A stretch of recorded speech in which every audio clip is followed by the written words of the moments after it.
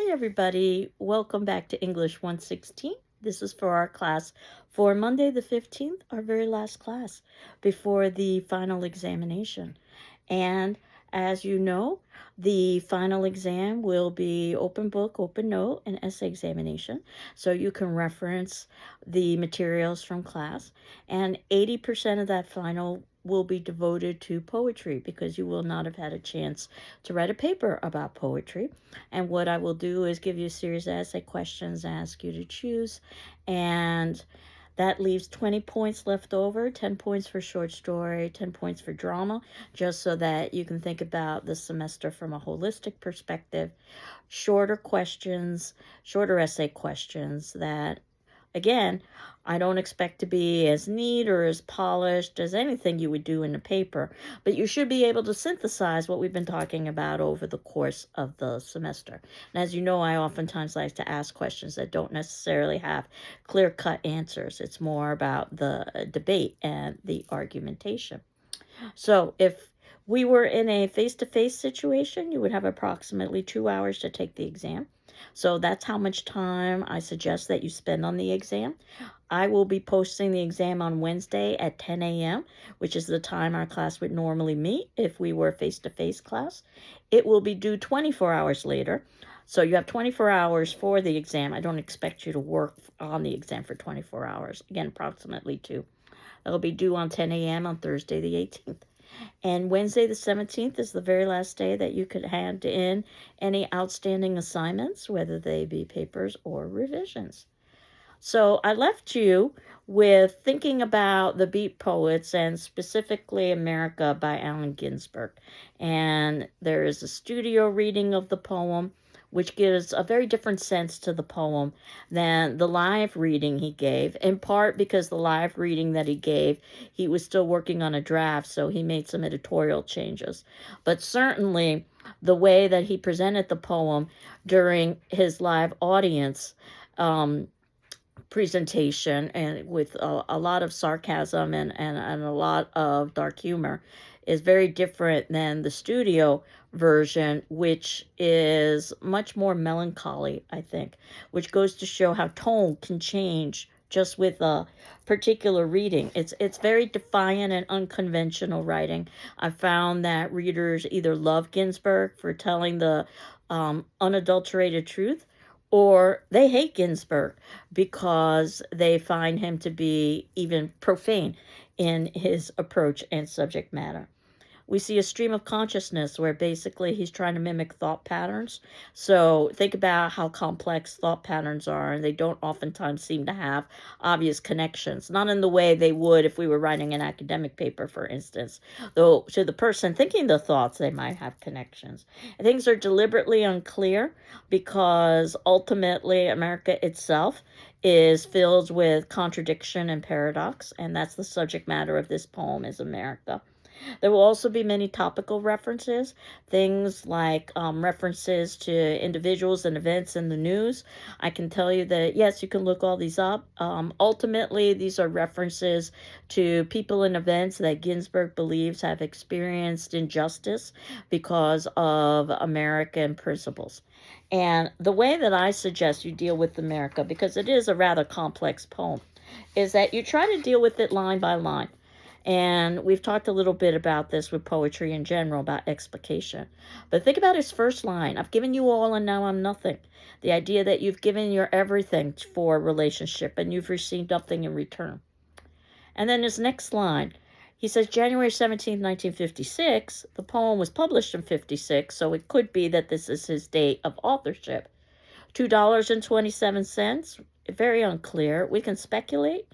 Perhaps that's how much America thinks he's worth. Perhaps that's how much he has in his pocket. Perhaps that's how much is in his bank account.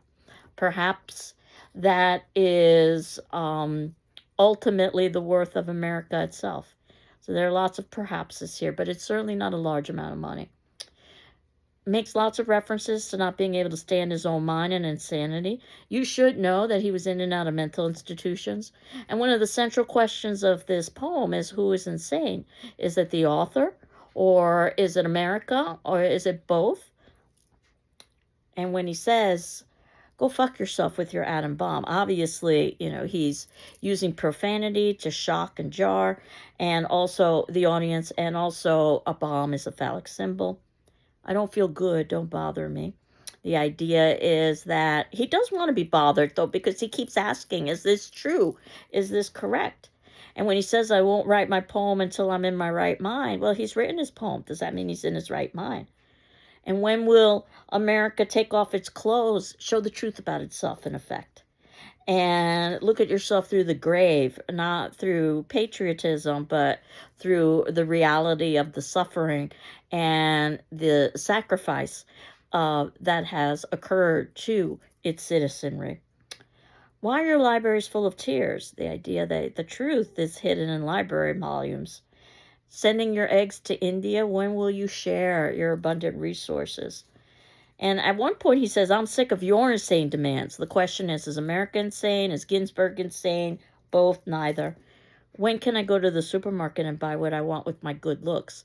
The idea that ultimately the superficiality of our society allows people access based on external appearance. After all, it is you and I who are perfect, not the next world. The idea of the exceptionalism that America says it possesses. Your machinery is too much for me. If I were going to modernize this, I'd probably change machinery to technology. You made me want to be a saint. And one of the criticisms that Ginsburg has, amongst many, is about religion. And there must be some other way to settle this argument, where he's presenting this as an argument. He wants it to be a debate. It's more than just a rant, even though it may feel like a rant. And he says he's trying to come to the point, but of course, this is an incredibly long poem, so he's rambling. But of course, he might say that that's what America is doing as well. And I haven't read the newspapers for months. Every day somebody goes on trial for murder. And I've had even current students say that they can't watch the news or listen to it or read it because it's so depressing. He talks about communism as a positive, which would have been seen as a negative during the time period. He talks about smoking marijuana at a time when marijuana was illegal. And yes, he was very open about his drug use. That he he sits in his house on end and stares at the roses in the closet. And the idea, too, of that appearing right after smoking marijuana. Is there a connection? Is that where he was smoking marijuana? So these are visions that he has. Could the roses be the literal wallpaper that he's looking at? Are the roses in the closet symbolic? One of the things that Ginsburg was very open about in a time period where people weren't open about it was his sexual orientation, that he was openly gay. So when he talks about at the end that I put my queer shoulder to the wheel, that's both literal as well as figurative. And he goes to Chinatown, he gets drunk, never gets laid. Again, all of the things you would not talk about in polite company. You should see me reading Marx, who's known for the Communist Manifesto. My psychoanalyst thinks I'm right. How's that for irony? Who are the truly insane? The people in the insane asylum or the people outside of the insane asylum? I won't say the Lord's Prayer. So again, this is his pushback against religion. Instead, he has mystical visions and cosmic vibrations. And he would have meant that because, again, he was part of the drug culture. I haven't told you what you did to Uncle Max after he came over from Russia. I can't help but think about Krebs and Soldier's Home after he came back from Germany. I'm addressing you. So this is for us as reader and asking us if he's wrong, and if so, show how. Are you going to let your emotional life be run by Time Magazine? Or if I were to update this, you're going to let your emotional life be run by TikTok? As much as things change, perhaps they're not that much different. I'm obsessed by Time or TikTok. I read it every week. I read it every hour for TikTok. Its cover stares at me every time I slink past the corner bookstore, or you could say that the app stares at me every time I put on my cell. He talks about Berkeley, and the Beat Poets were indeed from Berkeley. He himself was Berkeley and a professor at Berkeley. So when he talks about that he's never going to be able to teach for a living in the draft that he's reading, the humor in that is that, of course, he's teaching. He's a professor at Berkeley, and he's presenting at Berkeley. Everyone tells me about responsibility. Businessmen are serious. Movie producers are serious. Everyone's serious but me. And perhaps he's the one that's serious by exposing these ills. I don't know. It occurs to me that I am America. If he ever takes any responsibility, it's in that line. But he says he's talking to himself. Is anybody listening? And he talks about how Asia is also presented as an evil empire, so to speak, as well as Russia. And his national resources, when he talks about them, the poem falls apart. It basically becomes prose rather than verse. 2 joints of marijuana, millions of genitals, unpublished private literature, that jet planes 1,400 miles an hour, 25,000 mental institutions. And he talks about the underprivileged who live in his flower pots under the lights of 500 suns. Lots of possibilities for symbolism here, but could it be literal that he's growing marijuana in flower pots and the suns are the artificial lights? And his ambition to be president, despite the fact that he's Catholic, of course, it's a political reference to the idea that at that point there would have been just one Catholic president. Now we've got two. It would have been Kennedy and of course Biden. How can I write a holy litany in your silly mood? The idea that this poem is ugly and disorienting because America is ugly and disorienting. I will continue like Henry Ford, who invented the automobile. Lots of car references in this poem. And his automobiles are as individual as strophes. Strophes are the universalized movements that are done in a Greek chorus. In other words, everybody's doing the same. And Henry Ford is in reference to the mechanization of society and the basically the assembly line. And he's talking about, again, people who should be freed or should be given justice. Tom Mooney, Spanish loyalists, Scottsboro boys, and then again the poem falls apart. And now it just seems like one big run-on. I was 7. Mama took me to a communist cell meeting. They sold us garbanzos, a handful per ticket. A ticket cost a nickel. The speeches were free. Everybody was angelic and sentimental about the workers. It was also sincere. You have no idea what a good thing the party was in 1835. Scott Neary was a grand old mensch, mother boy. It goes on and on. Everybody must have been a spy. And you don't really want to go to war, do you? And it's them bad Russians. Again, the blame that America places on Russia and China as seen as two competing world powers. Russia wants to eat us alive. Their power match. It wants to take our cars from our garages. Again, the idea of the automobile as the symbol of American mobility. Her wants to grab Chicago, which is where auto plants were. Her needs a red Reader's Digest. Reader's Digest was, at the time, one of the most popular magazines in America, where basically what it did was it simplified great works of literature. Her wants are auto plants. Him make Indians learn read. Him need big black ends. I'm not going to say the word. I mean, obviously he's using offensive terms. Obviously he's mimicking second language patterns. Her makes us work 16 hours a day. Again, that would have been in reference to the idea of the assembly line. Now, might I suggest that it's 24 hours a day with constantly having electronic access. This is quite serious in the impression I get from looking in the TV set. And again, this is the impression I get from looking in my phone. Not that anybody could have anticipated during Ginsburg's time that phones would have been used for more than just having an oral conversation. Is this correct? Again, the challenge to us, show me that I'm wrong.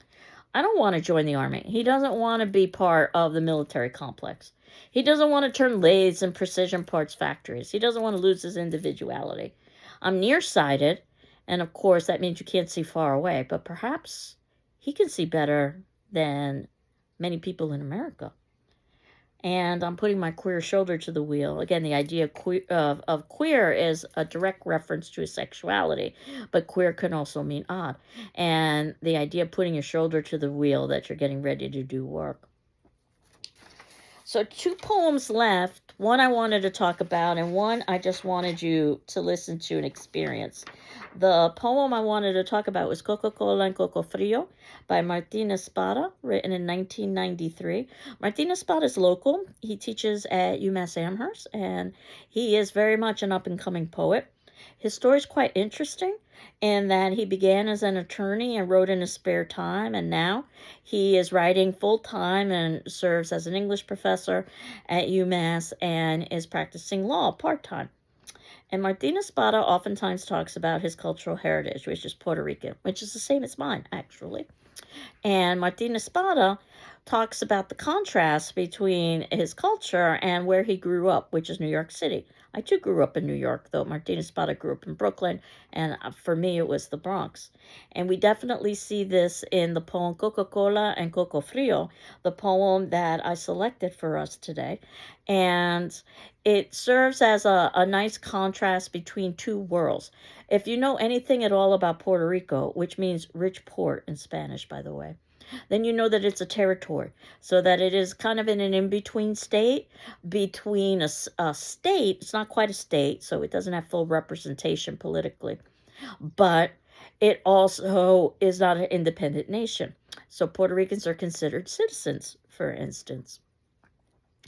And there's been lots of debate about that political structure, which is actually quite beneficial to corporations because they can conduct business in Puerto Rico for lower tax rates because they aren't considered a state.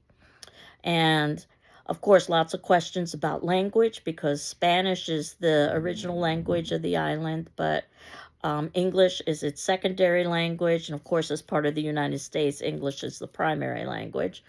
Lots of questions about culture.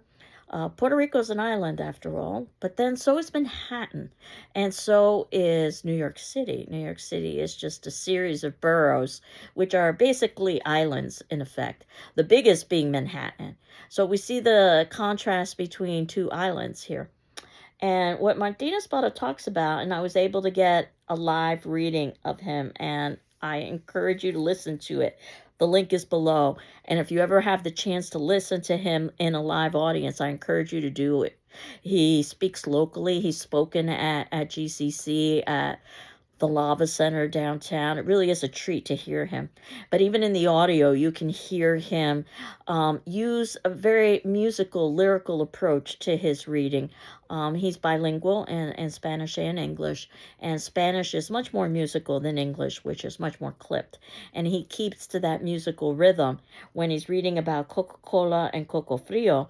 And he admits this is an autobiographical poem. He's the fat boy with the open mouth who's looking to eat. However, it's also symbolic that America is the fat entity that is never satisfied. And this visit, where he's Puerto Rican, but he is going to the island as a tourist, in effect, says a lot about what's happened to the culture of Puerto Rico as being part of the United States, yet not part of the United States.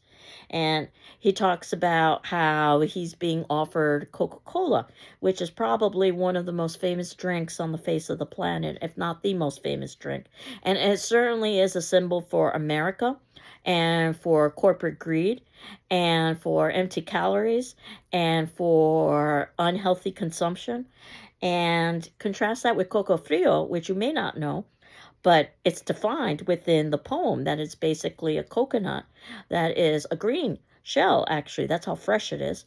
And it's scalped by machete, and then you can drink the coconut milk through a straw from a roadside stand on the beach, which is the exact opposite from where you would get Coca-Cola from, which is probably in a mass industrialized complex like a supermarket, for instance.